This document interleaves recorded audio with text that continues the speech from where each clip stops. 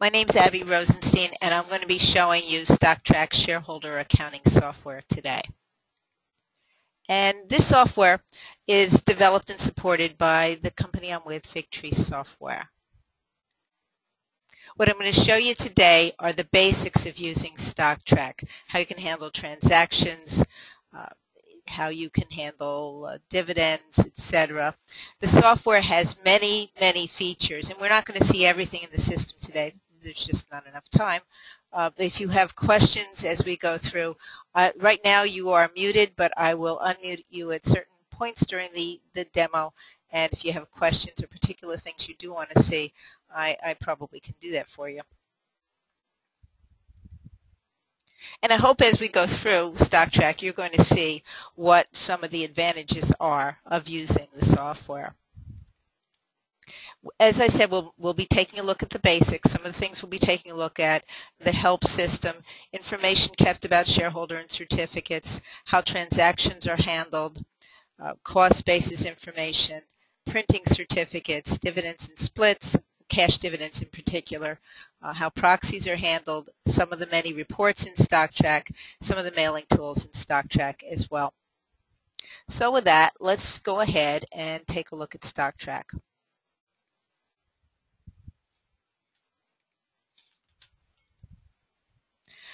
Also, if you have questions and while I am talking and you would like to, you can put information in the chat window that should be in the GoToMeeting console and send it to me. I may not see it immediately as I'm going through the demo, but when I do see it, I will respond to it or get you information afterwards. Also, on the top of that console towards the left is a rectangle, an orange rectangle with an arrow in it, and that will push over the console out of the way if it's at all in the way of the screen. So once you log into StockTrack, you're going to see something that looks like what we're looking at now. And in the center of the screen, you'll see this Getting Started section. These are parts of help that we think are particularly useful when you're getting started in StockTrack.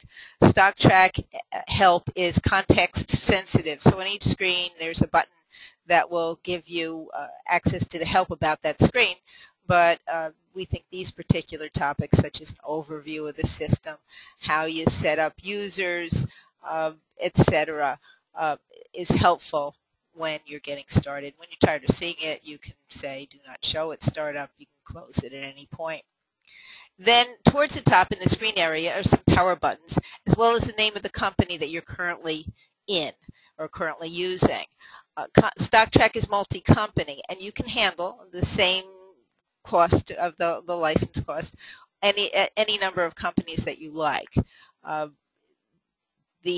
So we suggest that even if you're only handling your own company, one company, that you keep the sample company data available, and then you can use that for training and for trying out different scenarios.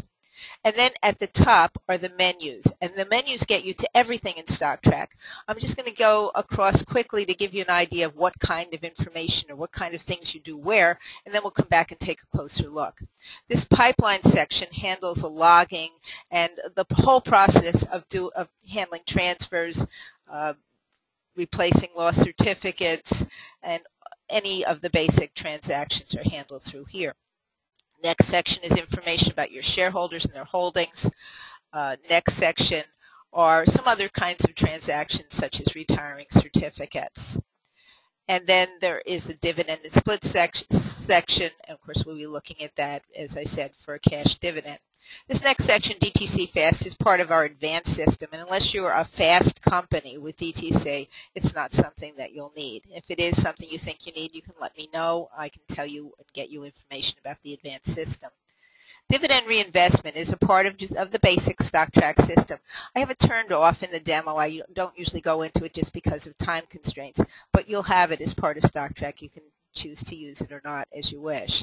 Next section is proxy, and I'll show you more about that. There are more than 90 reports in StockTrack with many criteria in most of those reports. There are loads of reports about your shareholders and statements and confirmations for your shareholders. There's a load of reports about certificates. There's a number of transaction journals. So you can get information about everything that happens in a period of time, anything that happened in detail of a particular transaction, everything for one shareholder, everything for all your insiders, etc. And then there are also many reports in StockTrack. There are reports on every section. Anything you can do in the section in the system, you can get reports on. Next section we call maintain. There's a lot you can customize in StockTrack. So you can print, of course, you can print certificates, and you can print checks for cash dividends from StockTrack. And you may use just the default formats for certificates and checks. But if you have a particular layout for checks or a particular layout for certificates, then you can use that as well. This is also the section you go to set up user rights. Today I'm going in as the admin, so I can do everything. But if you want to control rights, maybe you have officers of the company who need to look at reports, but they have no need to make changes in anything or do transactions. You can give them the rights to all reports or some reports, or you can give people rights to particular functions and not other functions. You have somebody who just does dividends. You can give them right to some part or all of that. This is also the place you go to make corrections. So let's say that I canceled the wrong certificate. Well, of course, I can fix that, and this is where I'd go to fix that. There are also a number of codes in StockTrack and a lot that you can customize with those as well. Next place we'll go is utilities, and under utilities there are loads of tools. Some of those tools include the mailing tools that we'll be taking a look at. Also, there are a number of audit logs available in StockTrack. So let's say I had made that correction to a transaction. I could look at what the transaction looked like before my correction as well as what it currently looks like. Or if I had changed an address for someone in StockTrack, maybe there was a change of address notice and I changed that, I could see what the address looked like before and after and who made the change to it and when.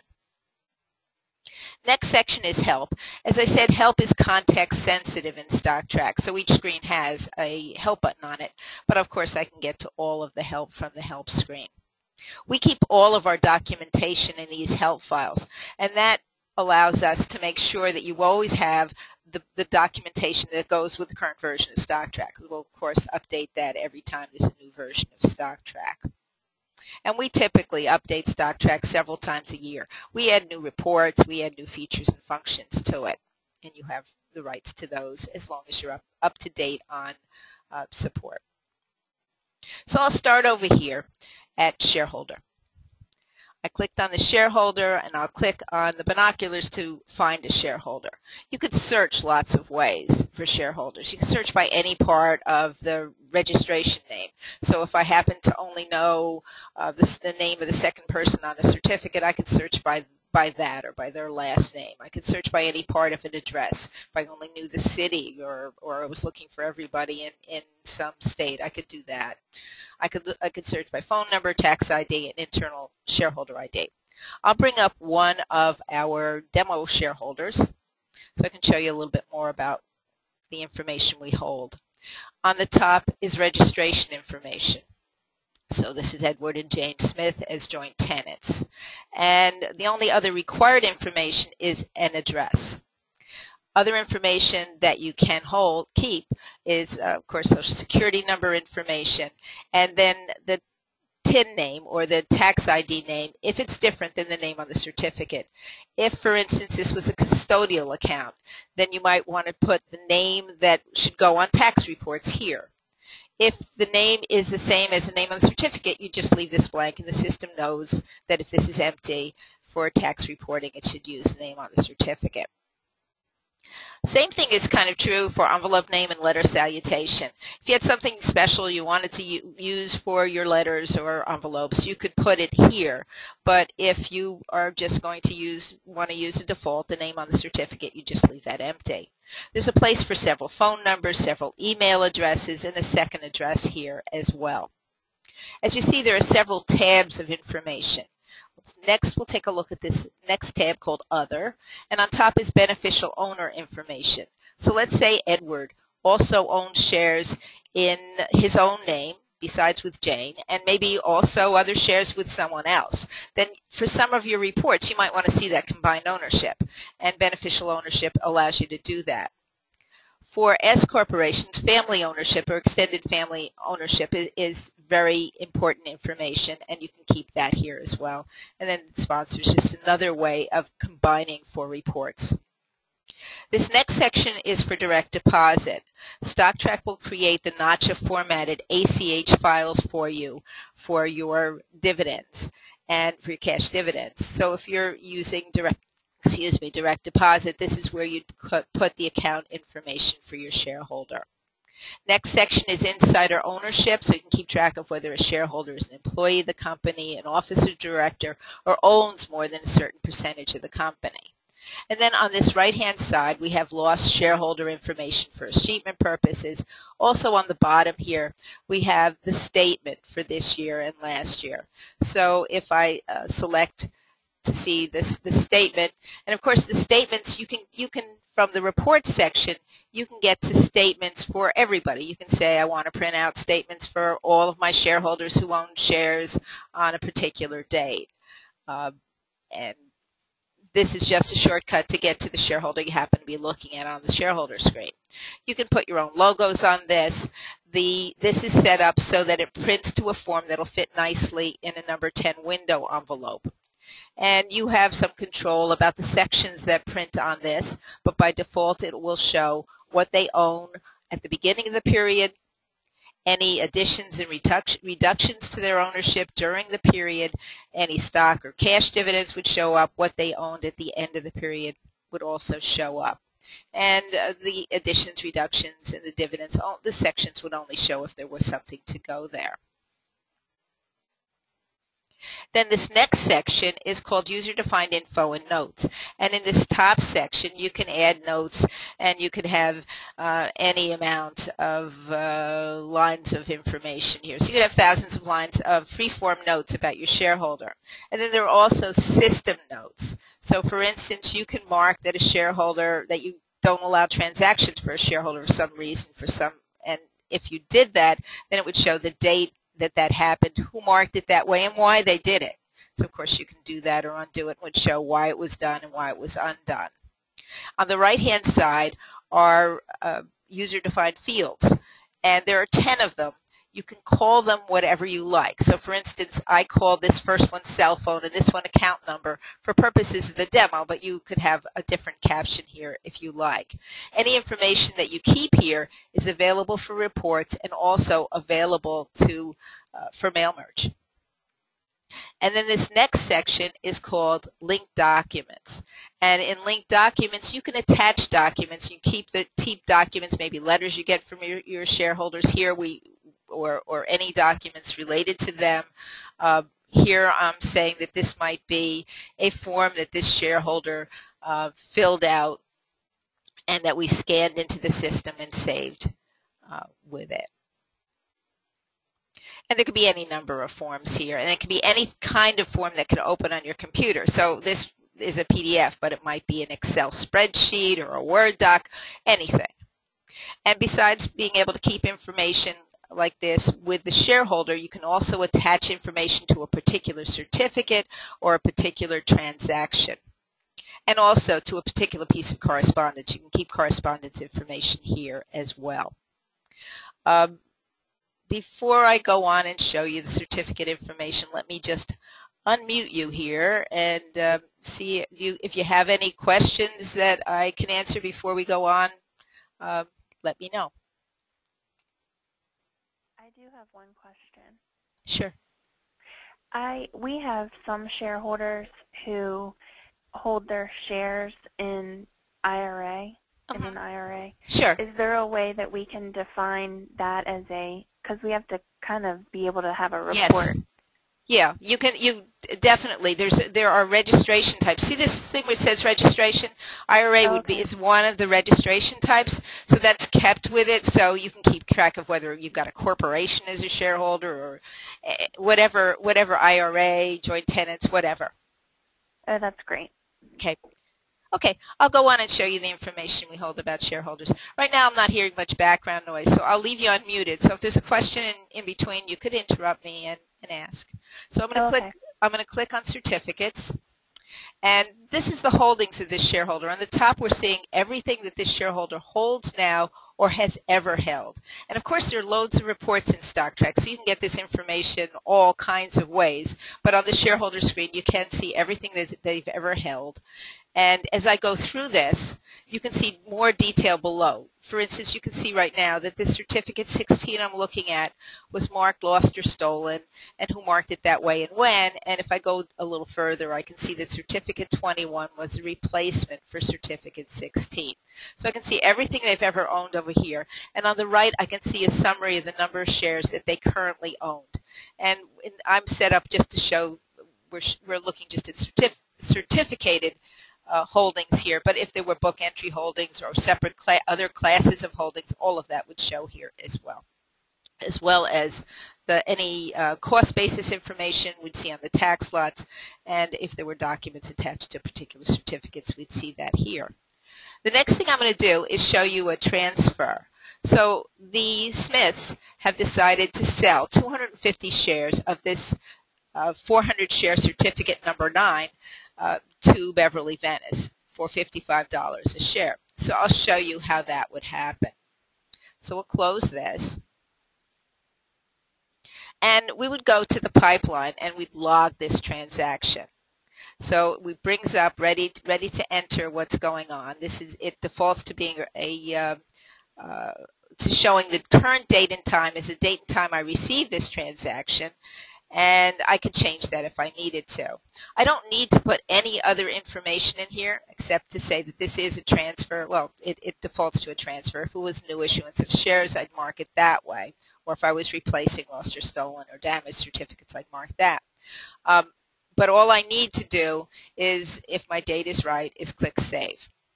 And that enters my transaction and gives it a unique ID. Then what I would do next is to take this, and I can select for processing or just double click on it, and it brings me over to the transfer screen. From here I'd put in the total number of shares I'm dealing with, and there are 400 in the certificate, so that's what I put in. The transfer date comes up. I can change that if I need to, but it defaults to today. And the number of certificates I'm canceling, which is 1, and the number I'm going to be issuing, which is 2. 250 shares are going to Beverly Venice, and the rest are going to go back to our current shareholder. I would put in the cost basis information next, and I've received cost basis information, so I'd say that I got that. The tax reason defaults to a gift because that's what the IRS requires, that if you don't know, that you say it's a gift. But we do know that this is a sale, so we mark it as a sale, and we would put in, if we have it, the fair market value, and we would have the sale amount is $55 a share. Then I click on Add From, and I put my certificate number in. And that's the only certificate we're canceling. And then we click on Add To, and then we use binoculars to find the shareholders we're going to be giving shares to. And I might very often be adding a new shareholder, but in this case, Beverly Venice is here, so I'll just use her. And she's going to be getting 250 shares. Then I click Add To again, and the rest of the shares are going back to this shareholder, so I put them in, and they would be getting the other 150. Then it would show me that everything's in balance. Of course, if I tried to say complete this and it wasn't in balance, it's going to tell me that. But also, if I was interrupted, or maybe this is a complex transaction, I can save in process. And that'll save everything on the screen just the way it is, and the next time I come back to this transaction, it will be ready to finish. So I'll just click complete because we have put everything in, and it's assigned a transaction number.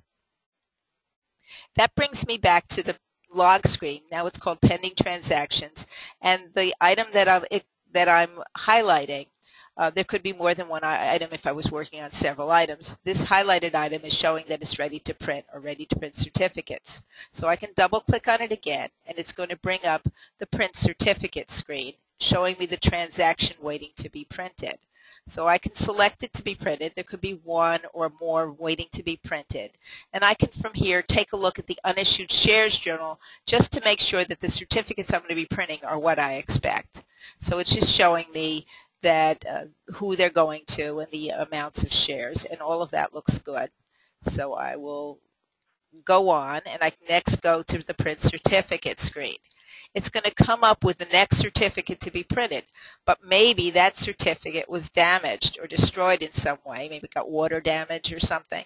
I can put in the next number or some other number. It's going to show me how many certificates there are to print.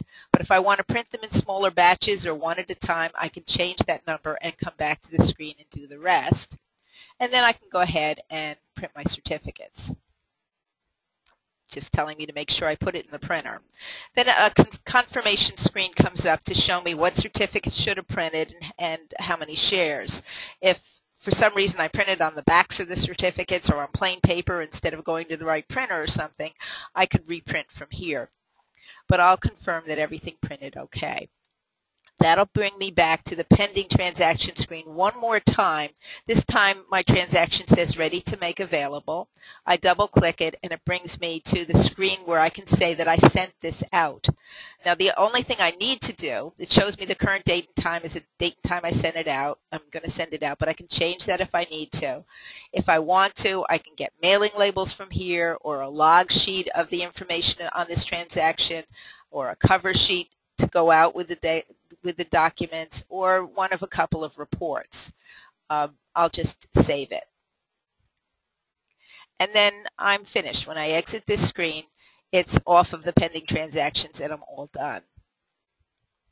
So I've just completed that transaction. We'll just take a look at one of the reports. I'll go to the single transaction journal, and that was transaction 216, or if I knew the certificate numbers, I can put that in.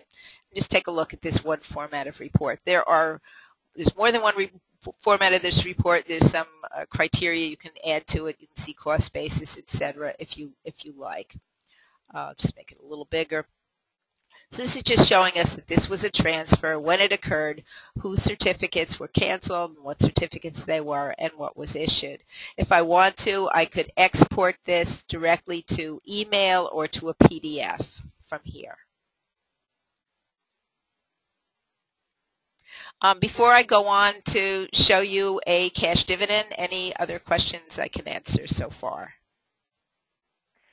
No, it looks pretty good. Okay, I'll go on. So we'll go to a cash dividend. I'm going to dividends and splits, create a dividend or split.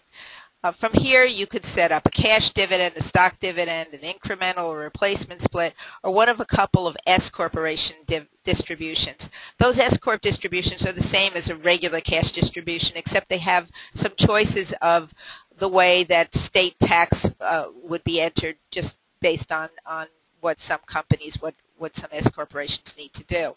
We'll just make this a straight cash distribution.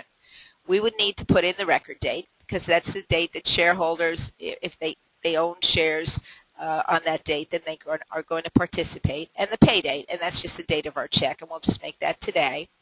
And then we'll put in $1 a share as the amount of the distribution. Now, by default, it's just an ordinary cash dividend, but if what it needs to be is have capital gains involved or return of capital, we can set that up here as well. But we'll just make this a straight cash distribution, cash dividend. Then when I put that in, I click Create, and it's just showing me that this is so far the one class of stock is participating, and that's all I have, and that's all I'm going to do. So I click Yes, that's all that's going to participate. Then I can look at the proof register from here to take a look at what we're about to do and make sure it's right. So I clicked on the proof register. And this is just going to show us exactly what's happening. It's showing us it's a cash dividend and it's $1 a share. It shows the record date and the pay date. It shows everybody who owns shares on that date and the number of shares they hold. The amount of cash distribution, we did $1 a share, so of course that matches the amount of shares, number of shares they held. It also is showing us if there were any withholding that we had set up in the system for the shareholder. We have some. And then it's showing us the net amount, and it's also going to show us if that shareholder is going to participate via direct deposit rather than getting a check. Then I'd look at the totals, and if what I realized looking at the totals was, or looking at the details, was that I put it in as $1 a share, but it should have been $10 a share or 10 cents a share, I could fix that very quickly with a couple of mouse clicks. But everything looks good, so we'll exit and then finish this. So to finish this dividend, we would print our checks. So I'll click on Print Checks, and it's going to bring up the check printing screen. We're set up for direct deposit, so it's going to show me where the direct deposit file is going to be put. And on the left side, it's going to show me how many checks are going to be printed, and it's asking me to put in the first check number. So I'll do that. And we could print less than the full number of checks, so if you had 1,000 checks to print or something, you could print in batches, but we'll just print them all. So I'll say print checks. It's going to ask me to confirm my first check number and prepare my checks and then print them. And then once I've done that, there are a number of things I can do. I can void and reprint checks. So if I somehow printed it to the wrong printer or upside down or something, or if someone lost their checks, I can reprint particular checks. I can put checks on hold. I can clear my checks or cash distributions for ACH from here. I can search for a check by shareholder or by check number. I can do lists of outstanding or cleared checks. I can get confirmations to send out to people who got direct deposit, or maybe everybody who participated if I want to. And I can get check registers, stock dividend registers, or a number of other reports here as well. This is also the place you go to set up the 1099 reporting for the year. There's another product that actually prints the forms. I'll tell you about that in a few minutes. But this is where StockTrack keeps all the information for the 1099B and 1099 div reporting, and you would set that up, or you would prepare for your reports from here. That's it. That's the dividends and splits section. Before I go on to show you proxy, any questions that I can answer? No, that looked good too. Okay, then I'll go over to proxy, and I've got a proxy set up, so I'll show you how proxy votes are entered. And we clicked on enter proxy votes. I'm gonna click again on the binoculars to find the shareholder whose vote I've got. So let's say I had John Davidson's vote here to be entered. I clicked on John. The number of votes he has is showing here. And it's showing set up the way the directors preferred it, because when you put the vote in, you put it in that way.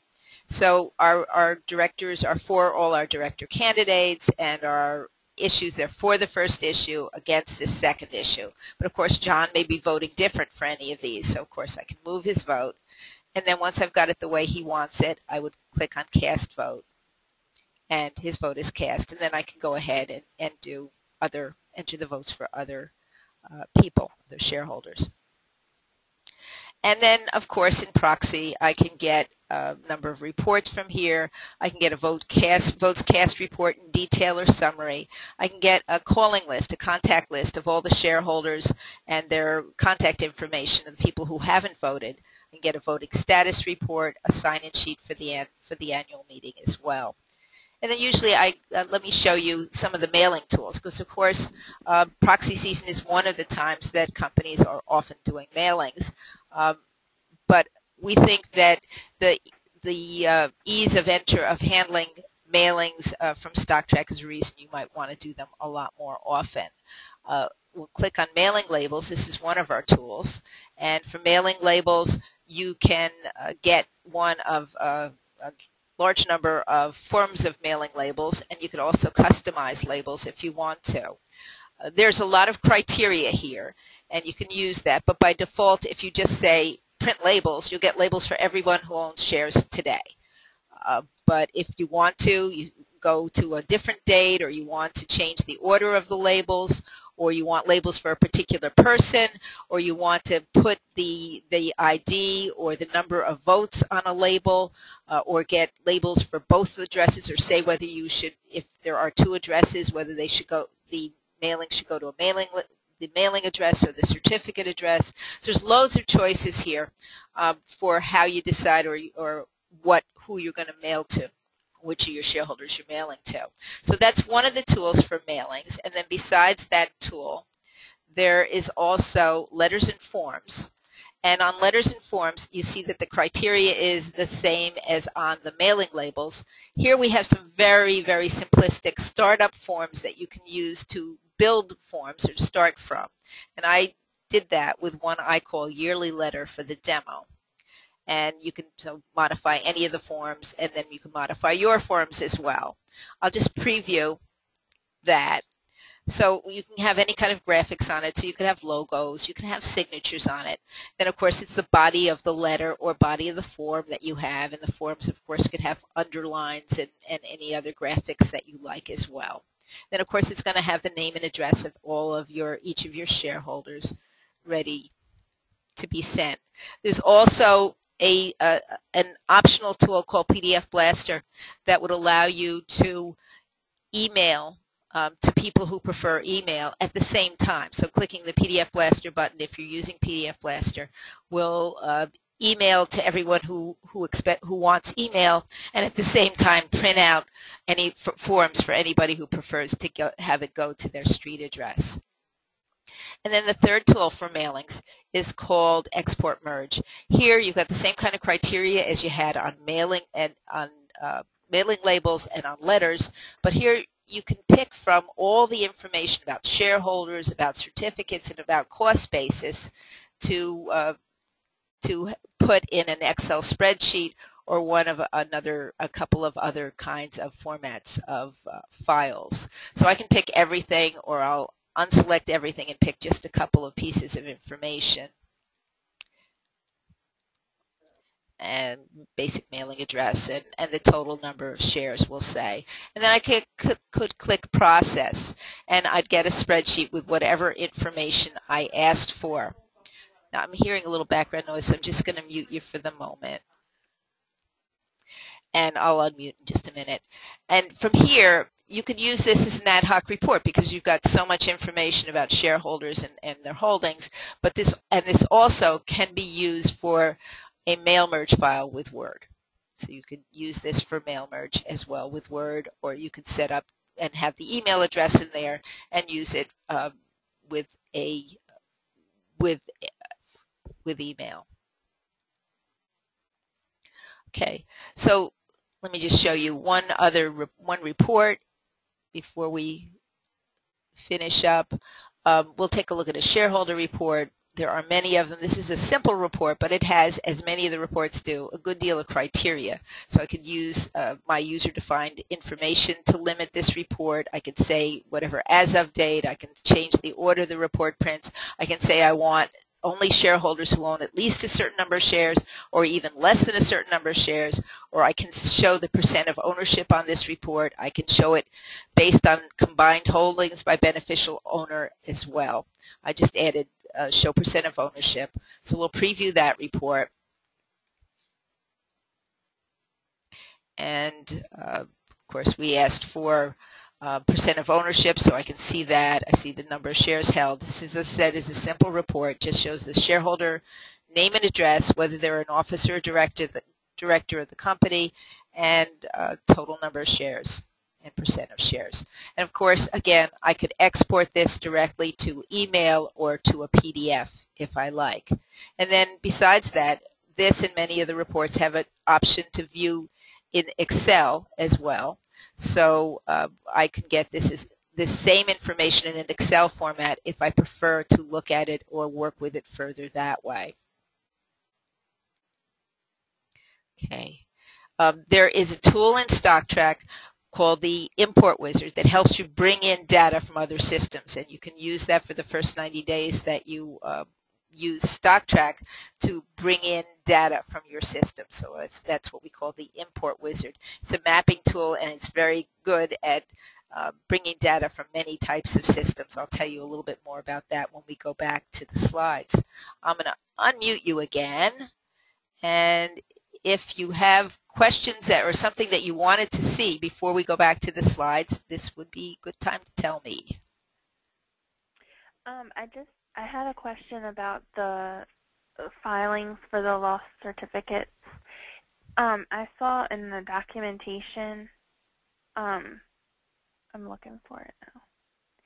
It said it prepares export files of lost and canceled certificates. Yeah, right. For submission. For submission to SIC. SIC, right. Mm-hmm. So. Oh, go ahead. No, go ahead. I don't know what your question is yet, so. I get ahead of people sometimes. I just let you answer. So I was just wondering how that works. Okay. StockTrack, of course, knows about every canceled certificate. So there is a place under the pipeline to export info to SIC, and you can say that you want to send everything since the last time that you exported to SIC, because it keeps information about that. Or there's also something called a true-up. When you start sending information to SIC, they may request that you give them a true-up, which is a file that sends everything. You can, in StockTrack, let's see, send the information to SIC through FTP. So you can get the information. You need to talk to SIC to get your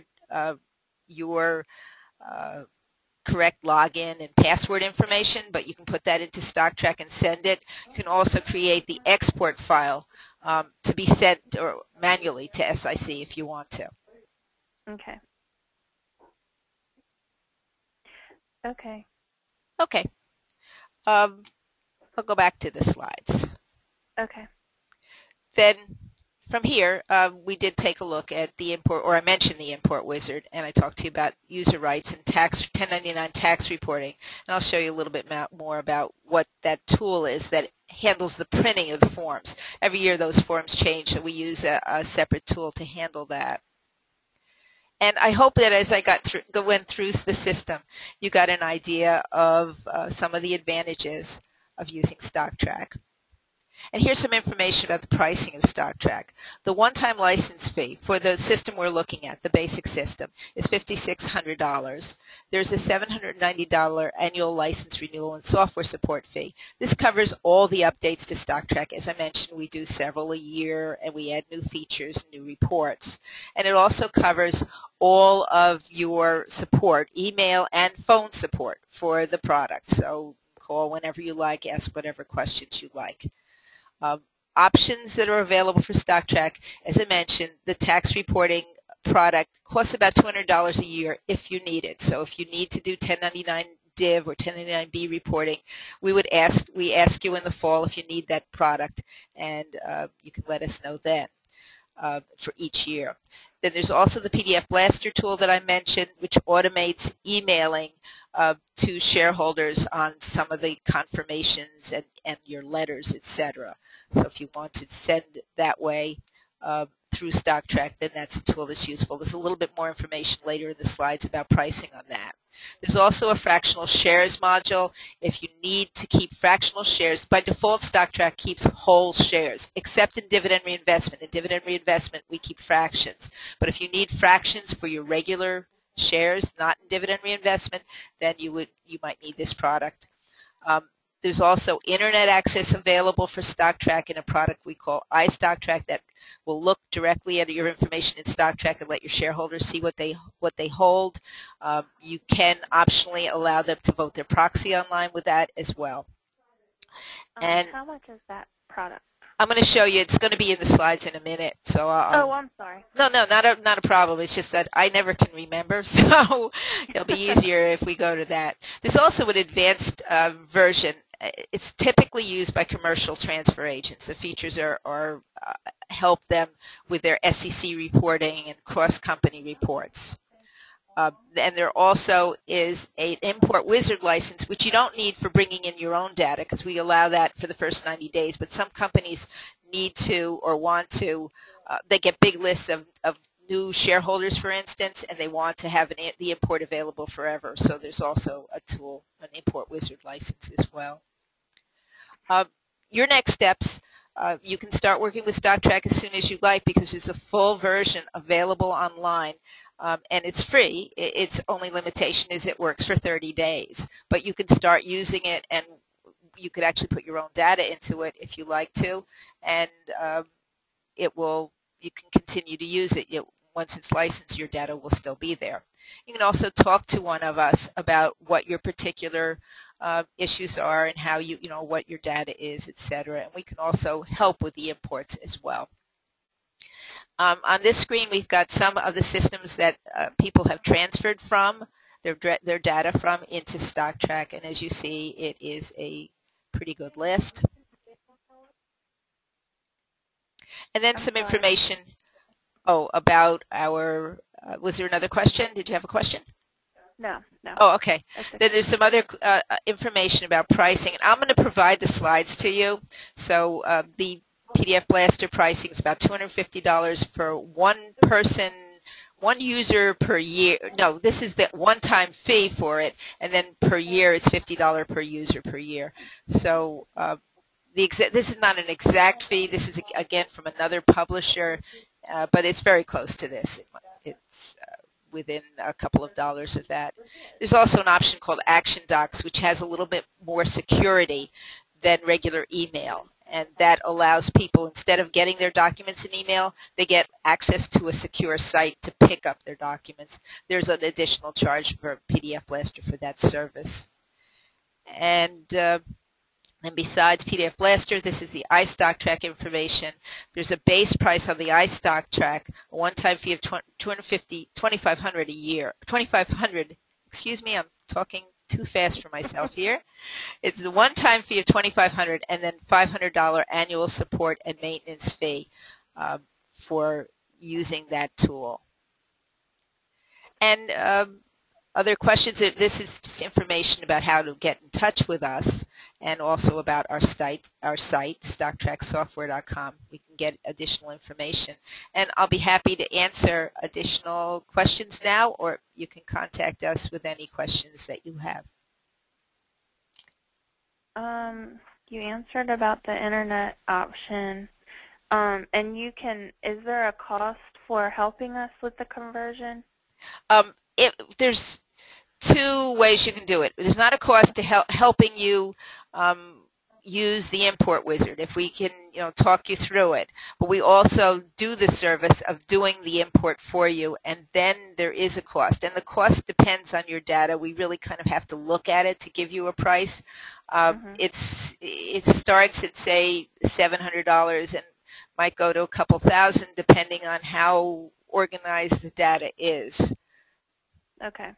So like I said, if you were interested in that option, then we could make arrangements to look at what you've got and give you a price. Okay. And can I get 3 references? Sure. Happy to get you references. Okay. And I think that's pretty much it. You did a really good job of explaining everything. Thank you. Thank you. Well, thanks for watching, and we'll get you more of this information. I'm going to get you the slides. Janice will probably be sending you the slides as well as some additional information about StockTrack. And thanks for watching. I do have one more. I'm sure. Sorry. If we were looking at a second quarter conversion, what would be the time frame that you would need, or we could just do it immediately once we sign up? It shouldn't take that long. I can't. It again depends on your data, number of shareholders, but not only number of shareholders, kind of the format the data's in. But we typically can turn them around within a couple of weeks, or so. Okay. That's pretty typical. But I can't promise without seeing your data. Once we do that, I can give you a time frame for sure. Okay. Okay. Okay. Well, that sounds good. Okay. Great. Thank you. You're welcome. Thank you. All Bye-bye. right. Bye.